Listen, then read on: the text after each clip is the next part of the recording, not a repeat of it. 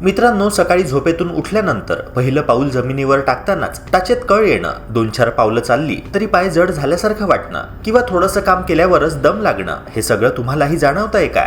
अनेक जण अशा वेळी मनातच म्हणतात, वय वाढत चाललंय त्यामुळे असंच होत असणार, आणि हळूहळू या त्रासालाच आपण सवय मानू लागतो.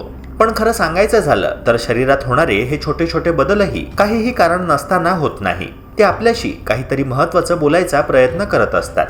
आज मी तुम्हाला एक अत्यंत महत्त्वाची गोष्ट सांगणार आहे. पायात येणारी कमजोरी, थकवा किंवा वेदना हे केवळ वयाचं लक्षण नाही. हा तुमच्या शरीराचा स्पष्ट इशारा आहे. शरीर जणू आपल्याला सांगतंय, माझ्यात काहीतरी कमी पडतंय, माझ्याकडे दुर्लक्ष करू नको. हाडं, स्नायू, सांधे आणि रक्ताभिसरण यामध्ये कुठेतरी पोषणाची, हालचालींची किंवा सवयींची कमतरता निर्माण झाली की मग असे संकेत मिळू लागतात. योग्य वेळी हे संकेत ओळखले नाहीत तर पुढे त्रास वाढतच जातो. पण मित्रांनो, आनंदाची गोष्ट अशी की यावरचा उपाय ना फार महागड्या औषधांमध्ये आहे, ना सतत घ्याव्या लागणाऱ्या सप्लिमेंटच्या बाटल्यांमध्ये. खरं तर ह्याचा उपाय आपल्या स्वयंपाकघरातच लपलेला आहे. आज आरोग्य बीट्सवर मी तुम्हाला सांगणार आहे, पायांची ताकद कमी होण्यामागची खरी कारणं कोणती आहेत आणि असे 5 देशी सोपे उपाय जे हाडं, स्नायू आणि सांधे आतून मजबूत करतात. हा व्हिडिओ शेवटपर्यंत नक्की बघा, कारण शेवटी मी एक अशी साधी पण प्रभावी सवय सांगणार आहे जी अनेक औषधांपेक्षा जास्त परिणामकारक ठरू शकते. मित्रांनो, पाय म्हणजे केवळ आपल्याला एका ठिकाणाहून दुसऱ्या ठिकाणी नेणारे अवयव नाही, तर संपूर्ण शरीराचा तोल, ताकद आणि आधार याच पायांवर अवलंबून असतो. आपण उभे राहतो, चालतो, काम करतो, धावतो, हे सगळं पायांच्या मदतीनेच शक्य होतं. पायांमध्ये हाडं, स्नायू, नस, रक्तवाहिन्या आणि सांधे यांचे अतिशय सूक्ष्म आणि अचूक समन्वयाने काम चालू असतं. त्यामुळेच जेव्हा पाय कमजोर होऊ लागतात तेव्हा त्याचा परिणाम फक्त चालण्यावरच नाही तर संपूर्ण शरीराच्या कार्यक्षमतेवर देखील दिसून येतो. अनेकदा लोक पाय दुखणे, जडपणा किंवा थकवा याकडे दुर्लक्ष करतात, पण प्रत्यक्षात हे शरीर देत असलेले गंभीर इशारे असतात. वय वाढत गेल्यानंतर पाय कमजोर होण्यामागचं सर्वात मोठं कारण म्हणजे शरीरातील पोषक तत्वांची कमतरता. कॅल्शियम, मॅग्नेशियम, प्रोटीन आणि लोह ही मूलभूत तत्व जर पुरेशा प्रमाणात मिळाली नाही तर हाडांची घनता कमी होऊ लागते आणि हाडं आतून पोकळ आणि ठिसूळ बनू लागतात. त्याचबरोबर स्नायूंना आवश्यक असलेलं प्रोटीन न मिळाल्यामुळे स्नायू लवकर थकतात, ताकद टिकत नाही आणि थोड्याशा श्रमानेही पायामध्ये गोळे येण्यास सुरुवात होते. अनेकांना वाटतं की ही समस्या फक्त म्हातारपणात येते, पण चुकीचा आहार, पचनाच्या तक्रारी आणि जीवनशैलीमुळे ही कमतरता अगदी मध्यम वयातही दिसू लागते. दुसरं महत्त्वाचं कारण म्हणजे शरीरातील आतली सूज, ज्याला वैद्यकीय भाषेमध्ये इन्फ्लेमेशन असं म्हटलं जातं. ही सूज बाहेरून दिसत नाही, त्यामुळे अनेक लोकांना तिची जाणीव सुद्धा होत नसते. मात्र ही सूज हळूहळू सांधे, स्नायू आणि नसांवर परिणाम करून त्यांना कमजोर बनवू लागते. याच कारणामुळे सकाळी उठल्यावर पाय आखडलेले वाटणे, थोडा वेळ चालल्यानंतर वेदना वाढणे किंवा सांध्यांमध्ये कडकपणा जाणवणे अशा तक्रारी सुरू होऊ लागतात. दीर्घकाळ अशी सूज शरीरात राहिली तर संधिवात, आर्थरायटिस सारख्या आजारांचा धोका वाढू लागतो, ज्याचा थेट परिणाम पायांच्या ताकदीवर होतो. तिसरं आणि आजच्या काळात सगळ्यात सामान्य कारण म्हणजे कमी हालचाल आणि बसून राहण्याची सवय. आजचं जीवन जास्त बसणं, कमी चालणं आणि सूर्यप्रकाशाचा अभाव या भोवती फिरतं. ऑफिसचे कामं असतील, मोबाईल आणि टीव्ही समोर घालवलेला वेळ असेल, यामुळे पायांचे स्नायू पुरेसे वापरात येत नाही. जेव्हा स्नायू नियमित हालचालीत नसतात तेव्हा त्यांची ताकद कमी होते आणि रक्ताभिसरणही मंदावते. सूर्यप्रकाश कमी मिळाल्यामुळे शरीरामध्ये व्हिटॅमिन डी ची कमतरता निर्माण होते, जी कॅल्शियम शोषणासाठी अत्यंत आवश्यक आहे. त्यामुळे हळूहळू पाय कमजोर होऊ लागतात. मात्र घाबरण्याची गरज नाही, कारण योग्य आहार, हालचाल आणि काही सोप्या उपायांनी ही कमजोरी नक्कीच दूर करता येते. आणि आता आपण त्याच उपायांकडे वळणार आहोत.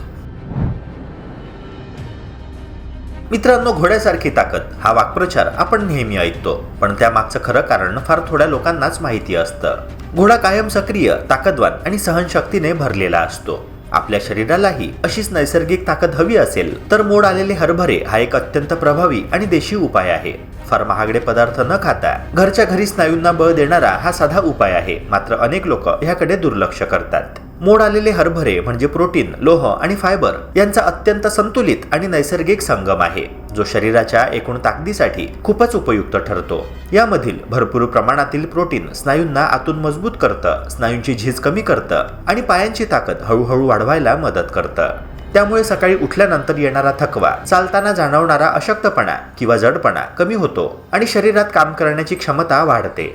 तसंच मोड आलेल्या हरभऱ्यातील लोह रक्ताभिसरण सुधारण्यात महत्त्वाची भूमिका बजावतात, ज्यामुळे पायांपर्यंत योग्य प्रमाणात ऑक्सिजन आणि पोषक घटक पोहोचू लागतात. यामुळे चालताना किंवा उभं राहिल्यावर लवकर दम लागणं कमी होतं.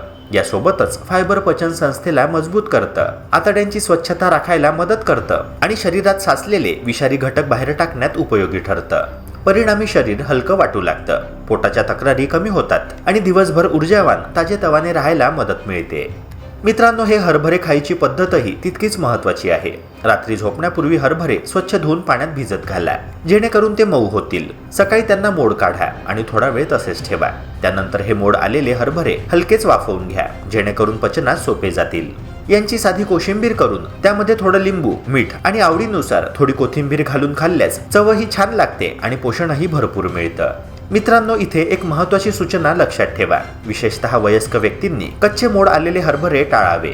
कच्चे मोड काही वेळा पचनासाठी जड ठरू शकतात आणि पोटामध्ये गॅस किंवा अस्वस्थता निर्माण करू शकतात. त्यामुळे थोडेसे शिजवलेले किंवा वाफवलेले हरभरेच खाणं अधिक सुरक्षित आणि फायदेशीर ठरतं. योग्य प्रमाणात आणि योग्य पद्धतीने घेतले तर मोड आलेले हरभरे स्नायू मजबूत करण्यासाठी एक नैसर्गिक मसल बिल्डर ठरू शकतात. मित्रांनो, आपण लहानपणापासूनच एक वाक्य ऐकत आलो आहे, दूध प्या, हाडे मजबूत होतील. मित्रांनो, ह्या वाक्यामध्ये काहीच चुकीचं नाही, पण अनेकांना हे माहितीही नसतं की आपल्या स्वयंपाकघरात असलेले साधे तीळ हे दुधापेक्षाही कितीतरी पटीने जास्त ताकदवान ठरू शकतात. विशेषतः ज्यांना दूध पचत नाही किंवा जे रोज पुरेसं दूध घेत नाही, त्यांच्यासाठी तीळ हा हाडांसाठी एक नैसर्गिक वरदान आहे. कमी खर्चामध्ये सहज उपलब्ध आणि प्रचंड पोषण मूल्य असलेला हा पदार्थ आपण अनेकदा दुर्लक्षित करतो. तीळ म्हणजे खरं तर कॅल्शियमचा खजिनाच आहे. यासोबतच त्यामध्ये मॅग्नेशियम, फॉस्फरस आणि झिंक सारखी महत्त्वाची खनिजं मोठ्या प्रमाणात असतात. ही सगळी पोषक तत्व एकत्र येऊन हाडांची घनता वाढवायला मदत करतात, म्हणजेच हाडं आतून मजबूत आणि टिकाऊ बनू लागतात. यामुळे वय वाढल्यावर होणारी हाडांची झीज कमी होते, पायांच्या स्नायूंना आवश्यक बळ मिळतं आणि रात्री झोपेत किंवा चालताना येणारे पायांचे गोळेही हळूहळू कमी होऊ लागतात. तीळ खायची योग्य पद्धत समजून घेणंही तितकंच महत्त्वाचं आहे. रोज सकाळी उपाशीपोटी किंवा नाश्त्यानंतर 1 चमचा भाजलेले तीळ नीट चावून खाल्ल्यास त्यातील कॅल्शियम आणि इतर खनिजं शरीरात चांगल्या प्रकारे शोषली जातात. भाजलेले तीळ पचनाला हलके असतात आणि त्यांची उष्णताही काही प्रमाणात संतुलित होते. हिवाळ्याच्या दिवसांमध्ये गुळासोबत तीळ खाण्याची आपली परंपरा ही केवळ चवीनुसारच नाही, तर आरोग्याच्या दृष्टीने देखील फार मोठी देणगी आहे. पण मित्रांनो, इथे एक महत्त्वाची खबरदारी लक्षात ठेवणं गरजेचं आहे. तीळ उष्ण प्रवृत्तीचे असतात, त्यामुळे त्यांचा अतिरेक केल्याने पोट बिघडणं, ॲसिडिटी किंवा उष्णतेशी संबंधित त्रास होऊ शकतो. म्हणूनच रोजच्या आहारामध्ये तीळ प्रमाणातच घ्यावे. योग्य प्रमाण, योग्य वेळ आणि योग्य पद्धतीने घेतले तर तीळ खरंच कॅल्शियम बॉम्ब ठरतात आणि हाडं, सांधे व पायांची ताकद वाढवण्यात मोठी मदत करतात.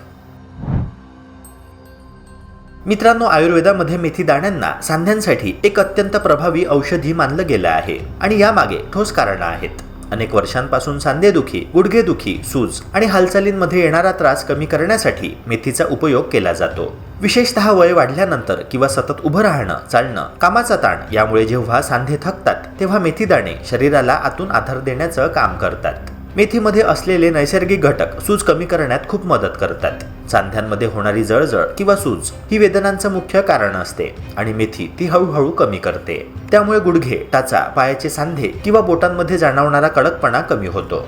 नियमित आणि योग्य पद्धतीने मेथी घेतल्यास चालताना होणारी वेदना कमी होऊन हालचाल अधिक सुलभ वाटू लागते. तसंच मेथी दाणे केवळ सांध्यांवरच नव्हे तर स्नायूंवरही सकारात्मक परिणाम करतात. हे दाणे स्नायूंना आवश्यक ऊर्जा देतात, थकवा कमी करतात आणि शरीरात बळ निर्माण करतात. सकाळी उठल्यावर अंगात जडपणा, कमजोरी किंवा आळस वाटत असेल तर मेथी दाण्यांचा हा साधा उपाय शरीराला पुन्हा सक्रिय करण्यास मदत करू शकतो. त्यामुळे दिवसभर काम करण्याची ताकद वाढते आणि शरीर अधिक स्थिर वाटू लागतं. मेथी दाणे घेण्याची पद्धतही खूप सोपी आहे, पण ती योग्य रीतीने केली तरच त्याचा संपूर्ण फायदा मिळतो. रात्री झोपण्यापूर्वी 1 चमचा मेथी दाणे 1 ग्लास पाण्यामध्ये भिजत घाला. सकाळी उठल्यावर सर्वप्रथम ते पाणी प्या आणि नंतर मेथीचे दाणे नीट चावून खा. ही सवय नियमितपणे केल्यास काही दिवसांतच सांध्यांमधील कडकपणा, सूज आणि वेदना कमी झाल्याचं अनेकांना जाणवू लागतं. मात्र इथे एक महत्त्वाची खबरदारी लक्षात ठेवणं आवश्यक आहे. जर तुम्ही डायबिटीज किंवा रक्तदाबासाठी औषधं घेत असाल तर मेथी दाणे रोज सुरू करण्यापूर्वी डॉक्टरांचा सल्ला घेणं योग्य ठरतं, कारण मेथी साखर आणि बीपीवर परिणाम करू शकते. तसेच गर्भवती महिलांनी मेथी दाण्यांचा वापर टाळावा. योग्य सल्ल्याने आणि योग्य प्रमाणात घेतले तर मेथी दाणे खरोखरच एक प्रभावी जॉईंट हिलर ठरू शकतात. मित्रांनो, जर तुम्हाला सतत पाय दुखणं, सांधे आखडलेले वाटणं किंवा रात्री वेदनेमुळे नीट झोप न लागणं असा त्रास होत असेल तर हळदीचं दूध हे एक अतिशय प्रभावी आणि नैसर्गिक उपाय ठरू शकतं. आपल्या घराघरात सहज उपलब्ध असलेलं हे पेय अनेक वेळा दुर्लक्षित राहतं, पण खरं तर नैसर्गिक पेनकिलर सारखं ते काम करत असतं. औषधांच्या सवयी न लावता शरीराला आराम देणारा हा पारंपरिक उपाय आयुर्वेदामध्ये फार महत्त्वाचा मानला जातो. हळदीमध्ये असलेलं कर्क्युमिन हे एक शक्तिशाली अँटी इन्फ्लेमेटरी घटक आहे, जो शरीरातील सूज, जळजळ आणि वेदना कमी करण्यास मदत करतो. सांध्यांमध्ये सूज निर्माण झाली की वेदना वाढतात आणि हालचाल कठीण होते. अशा वेळी कर्क्युमिन आतून काम करून ही सूज हळूहळू कमी करतं. त्यामुळे पायांचे दुखणे, गुडघ्यांचा कडकपणा आणि रात्री होणारी अस्वस्थता कमी होण्यास मदत मिळते आणि झोपेची गुणवत्ता देखील सुधारते. हळद आणि दूध एकत्र घेतल्याने याचा फायदा अजूनच वाढतो. दूध हाडांना आवश्यक असलेलं कॅल्शियम पुरवतं, ज्यामुळे हाडं मजबूत होतात आणि दीर्घकाळ टिकतात. त्याचवेळी हळद वेदना आणि सूज कमी करून सांधे आणि स्नायूंना आराम देते. म्हणजेच हळद आणि दूध ही जोडी हाडं मजबूत करणं आणि वेदना कमी करणं हे दोन्ही काम एकाच वेळी करते. म्हणूनच ह्याला डबल फायदा असं म्हटलं जाऊ शकतं. मित्रांनो, हा उपाय योग्य पद्धतीने करणं खूप महत्त्वाचं आहे. रात्री झोपण्याआधी 1 ग्लास कोमट दूध घ्या. त्यात अर्धा चमचा हळद मिसळा आणि चिमूटभर काळी मिरी नक्की घाला. काळी मिरी खूप महत्त्वाची आहे, कारण तिच्यामुळे हळदीतील कर्क्युमिन शरीरामध्ये व्यवस्थितपणे शोषलं जातं. मात्र जर तुम्हाला मधुमेह, लो बीपी किंवा पित्ताचा त्रास असेल तर हा उपाय नियमित सुरू करण्यापूर्वी डॉक्टरांचा सल्ला घेणं आवश्यक आहे. योग्य सल्ल्याने घेतल्यास हळदीचं दूध खरोखरच एक प्रभावी अँटी इन्फ्लेमेटरी टॉनिक ठरू शकतं. मित्रांनो, आपण बहुतेक वेळा बदाम म्हणजे फक्त मेंदूसाठीच उपयुक्त असतात असं समजतो, पण खरं तर बदामांचा फायदा केवळ स्मरणशक्ती पुरताच मर्यादित नाही, तर बदाम हे हाडं, स्नायू आणि शरीरातील एकूण ऊर्जेसाठीही अत्यंत उपयुक्त आहे. त्यामध्ये असलेली प्रथिनं, निरोगी फॅट्स, मॅग्नेशियम आणि व्हिटॅमिन ई हे घटक शरीराला आतून बळ देतात. त्यामुळे थकवा कमी होतो आणि काम करण्याची क्षमता वाढते. नियमितपणे योग्य प्रमाणात बदाम खाल्ल्यास हाडांची मजबूती टिकून राहायला मदत होते आणि स्नायूंना आवश्यक असलेली ताकद मिळते. विशेषतः सकाळी उठल्यावर अंगात जडपणा, कमजोरी किंवा दिवसभर लवकर थकवा जाणवत असेल तर बदाम शरीराला आवश्यक ऊर्जा पुरवते. त्यामुळे चालताना पायांना बळ मिळतं, स्नायूंमध्ये स्थिरता येते आणि दिवसभर उत्साही वाटायला मदत होते. बदाम खाण्याची योग्य पद्धत फार महत्त्वाची आहे. रात्री झोपण्यापूर्वी 5 ते 6 बदाम स्वच्छ पाण्यात भिजत घाला. सकाळी उठल्यानंतर त्यांची साल काढून मग बदाम खा. साल काढणं महत्त्वाचं आहे, कारण बदामाची साल पचनासाठी थोडी जड असते आणि त्यामुळे आतल्या पोषक घटकांचं शोषण कमी होऊ शकतं. साल काढलेले बदाम शरीराला लवकर आणि जास्त फायदा देतात. पण मित्रांनो, इथे ही खबरदारी आवश्यक आहे. बदाम जरी पौष्टिक असले तरी त्यांचा अतिरेक टाळणं गरजेचं आहे. जास्त प्रमाणात बदाम खाल्ल्यास पोटावर ताण येऊ शकतो. तसेच ज्यांना किडनी स्टोनचा त्रास आहे त्यांनी बदाम खाताना विशेष सावधगिरी बाळगावी आणि गरज असल्यास डॉक्टरांचा सल्ला नक्की घ्यावा. योग्य प्रमाणात आणि योग्य पद्धतीने घेतले तर बदाम खरंच स्ट्रेंथ आणि एनर्जी देणारा उत्तम उपाय ठरू शकतात. मित्रांनो, अनेकदा आपण फक्त पौष्टिक आहारावरच भर देतो आणि शरीराची हालचाल कमी करतो, जे खूपच चुकीचं आहे. खरं तर शरीराला खरी ताकद मिळवण्यासाठी आहार आणि हालचाल या दोन्ही गोष्टींचा समतोल असणं अत्यंत महत्त्वाचं आहे. जर आपण फक्त खाल्लं आणि शरीराला सक्रिय ठेवलं नाही तर रक्ताभिसरण, स्नायूंची सक्रियता आणि पोषक तत्वांचे शोषण योग्य प्रकारे होत नाही. त्यामुळे खाल्लेल्या अन्नाचा संपूर्ण फायदा होऊ शकत नाही आणि पायांमध्ये जडपणा, थकवा किंवा वेदना जाणवू लागतात.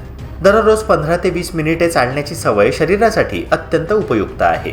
चालल्याने पायांचे स्नायू सक्रिय होतात, रक्ताभिसरण सुधारतं, सांध्यांमध्ये लवचिकता येते आणि पायांमध्ये नवीन ऊर्जा निर्माण होते. यामुळे चालताना दम लागणं कमी होतं आणि अंग हलकं जाणवू लागतं. तसेच चालण्याने हृदयाचे कार्यही सुधारते आणि शरीरामध्ये नैसर्गिक ऊर्जा पातळी वाढते, जी दिवसभर काम करण्यासाठी अत्यंत आवश्यक आहे.